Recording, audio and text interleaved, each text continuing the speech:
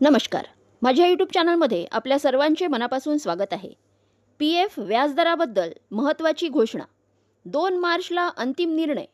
मोठा आर्थिक लाभ मिळण्याची शक्यता. ई पी एफ ओ लवकरच 2026-27 आर्थिक वर्षासाठी पी एफ खात्यावर मिळणाऱ्या व्याजदराचा निर्णय जाहीर करणार आहे.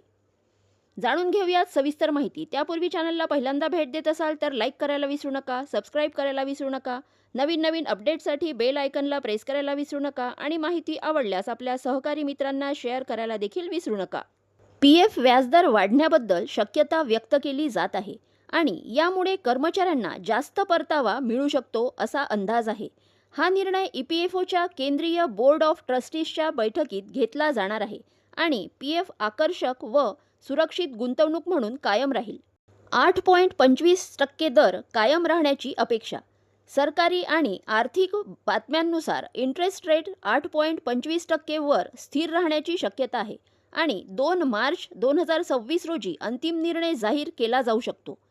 सध्याचा व्याजदर जो मागील वर्षासाठी 8.25% राहिला होता तोच दर या आर्थिक वर्षातही कायम राहू शकतो, ज्यामुळे पी एफ खातेदारांना चांगला परतावा मिळण्याची शक्यता आहे.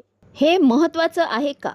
ई पी एफ ओ हा भारतातील कर्मचाऱ्यांच्या पी एफ कोशाचा प्रमुख व्यवस्थापक आहे आणि पी एफ व्याजदर बदलल्यास लाखो खातेदारांच्या भविष्याच्या बचतीवर प्रभाव पडतो.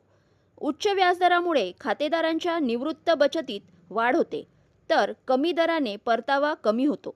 म्हणून पी एफ खातेदारांसाठी व्याजदर हा फार महत्त्वाचा असतो.